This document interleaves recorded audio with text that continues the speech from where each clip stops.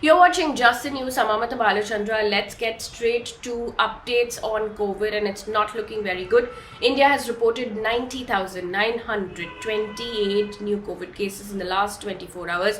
That is 56% higher than what was reported yesterday. Yesterday's numbers were at 58,097 cases. Now, the country's Omicron tally has also gone up to 2,630 in the last 24 hours. Now, if you remember, a 73-year-old man became the first reported casualty of Omicron in Rajasthan, and that was reported just yesterday. The daily positivity rate is now at 6.43%. Now, the center has asked 9 states and union territories to step up testing, and these states and union territories are Tamil Nadu, Punjab, Odisha, Uttar Pradesh, Uttarakhand, Mizoram, Meghalaya, Jammu and Kashmir, and Bihar. Meanwhile, Delhi has logged over 15,000 COVID cases in a span of 24 hours. That's much higher than what was reported on Wednesday. Wednesday, it was at 10,665 fresh COVID cases. The positivity rate is up at 11.88%. Now, Delhi Health Minister Satyendra Jain had earlier said, and I quote, "Delhi is in a comfortable position in terms of hospital bed occupancy. No need for lockdown right now." End quote. Numbers that Mumbai is reporting is also very worrying. It's gone up to over 20,000 COVID cases in a span of 24 hours.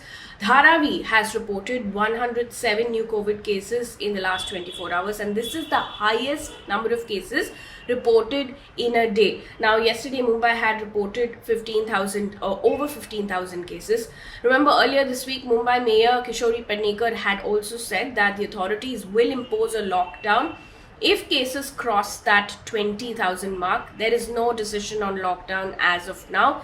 We'll update you on that if there is, but only restrictions have been imposed in the state of Maharashtra.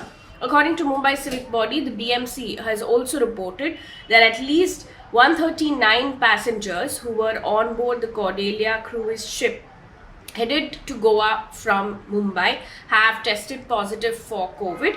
The test results of 832 samples are currently awaited. Meanwhile, look at states and union territories imposing COVID restrictions. Starting off with Jammu and Kashmir, administration on Wednesday imposed fresh curbs. There will be complete restriction on non-essential movement in the entire union territory from 9 p.m. to 6 a.m. till further orders. J&K has reported 418 new COVID cases in the last 24 hours. Meanwhile, Haryana has also imposed fresh COVID curbs. It's imposed restrictions in 6 more districts. The total number of districts that will have to follow these restrictions as of now after this new tally is 11. Now, educational institutions will remain closed across the state. Night curfew will be in place from 11 p.m. to 5 a.m. Malls and markets will operate till 6 p.m., whereas cinema halls, multiplexes and entertainment parks will remain shut. Himachal Pradesh, meanwhile, has imposed a night curfew from 10 p.m. to 5 a.m. Further, it also shut down cinema halls, sports complexes, gyms, swimming pools and langars. Now, enclosed spaces including banquet halls, social, cultural, political and other gatherings are allowed with 50% capacity. Hotels and restaurants can remain open. Meanwhile, Odisha government has ordered that all schools and colleges up to class 12 in the state will be closed from January 7th to February 1st. Only fully vaccinated people will be allowed to enter malls and marketplaces. Meanwhile, Maharashtra Higher and Technical Education Minister Uday Samant has announced that offline classes in colleges and universities will be shut till the 15th of February. Meanwhile, the Indian Council of Medical Research Chief Balram Bhargava has raised major safety concerns with regards to Molnupiravir, which is the first antiviral COVID pill. Now, this comes days after the DGCI cleared the pill. While addressing a press conference, Mr. Balram Bhargava said, and I quote, "First of all, the US has approved it based on only 1,433 patients with a 3% reduction in moderate disease when given in mild cases. However, we have to remember that this drug has major safety concerns." End quote. Meanwhile, Bharat Blotech has said that no paracetamol or painkillers are recommended after vaccination with Covaxin. Bharat Blotech has released a statement, and I quote, certain immunization centers are recommending 3 paracetamol 500 mg tablets along with Covaxin for children. Through clinical trials spanning 30,000 individuals, approximately 10 to 20% of individuals report side effects, and most of those are mild, end quote. Meanwhile, the World Health Organization has said that it is dangerous to suggest that Omicron is just a mild disease. Now, infectious disease epidemiologist and WHO's COVID-19 technical lead has said, and I quote, yes, oversimplified narratives can be dangerous. While we see lower risk of hospitalization compared to Delta, to suggest that Omicron is just a mild disease is dangerous. Cases are astounding even with lower risk. We will see hospitals overwhelmed. Please be careful, end quote.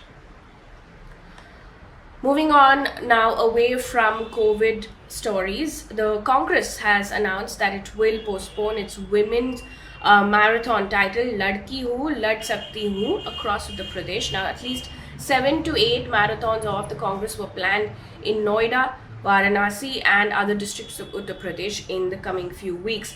Now, the decision was taken amid a rise in COVID cases. Earlier, a video of their marathon had also gone viral, wherein there was a stampede-like situation. We'd also seen huge crowds in rallies in not just the Congress party but also the BJP and the SP earlier as well. Meanwhile, according to an NDTV report, Uttar Pradesh Chief Minister Yogi Adityanath has also cancelled his rally in Noida on Thursday. An update now in the bully buy case. A 4th arrest has taken place. Delhi police today said that the main conspirator in the bully buy case, in which Muslim women were put up on an online auction, has been arrested from Assam. And this is an NDTV report that says that the police has mentioned this in a statement, and I quote, Neeraj Bishnoi, arrested from Assam by Delhi Police Special Cell's IFSO team, is the main conspirator and creator of Bully Buy on GitHub and the main Twitter account holder of the app, end quote. Earlier, if you remember, 3 others, 21-year-old Mayank Rawat, a student from Delhi University, 18-year-old Shweta Singh and 21-year-old Vishal Kumar Jha were also arrested in this case. Some tragic news coming in from Gujarat. At least 6 people have died and 22 have been hospitalized following a chemical leak from a tanker at Gujarat's Surat. Now, the workers inhaled toxic fumes leaking from a chemical tanker parked near a factory. In a statement, the civic authorities have said, and I quote, the chemical was being illegally discharged from the tanker when a toxic gas leaked from it and spread to nearby areas, due to which 26 workers present in the dyeing and printing mill and surrounding areas fell unconscious, following which they were rushed to the hospital, end quote. Moving on to news coming in from across the world right now. According to state media reports, North Korea has successfully tested a hypersonic missile on Wednesday. Now, the missile precisely hit a target of 700 kilometers away and clearly demonstrated, and this is according to state media reports, and I'm quoting them, clearly demonstrated the control and stability of the hypersonic gliding warhead, end quote. According to the Associated Press, the US military has called it a ballistic missile launch that highlights the destabilizing impact of North Korea's illicit weapon program. This is also a quote. While South Korea and Japan expressed concerns or regrets over the launch, there's been a response though from China. China on its part called for dialogue and said that, and I quote, all parties concerned should keep in mind the big picture and be cautious with their words and actions, end quote.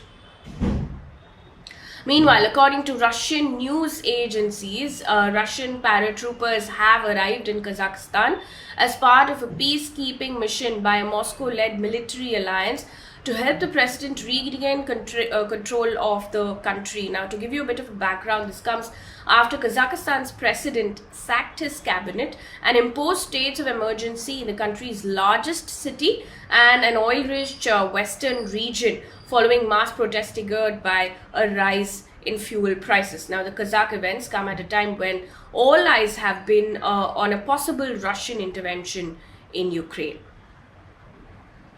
Also in the news, Pope Francis has suggested that people who choose to have pets over children are acting, and I quote, selfishly. According to the BBC, he said in front of a general audience at the Vatican in Rome, and I quote, today we see a form of selfishness. We see that some people do not want to have a child. Sometimes they have one and that's it. But they have dogs and cats that take the place of children. This may make people laugh, but it is a reality. He also added that the practice, and I quote, is a denial of fatherhood and motherhood and diminishes us, takes away our humanity, end quote. Now, this is not the first time the Pope has made such comments. In 2014 also, he said that having pets instead of children was, and I quote, another phenomenon of cultural degradation, end quote. On to sports news right now. Australia has cancelled world number 1 men's tennis player Novak Djokovic's visa on his arrival in Melbourne. Now, Djokovic had said that he got COVID vaccination exemption to play in the Australian Open. Now, the BBC reported that Djokovic was held in the airport for several hours before border officials announced that he had not met entry rules. Now, he's been taken, according to this report, to a government detention hotel and would reportedly be sent back.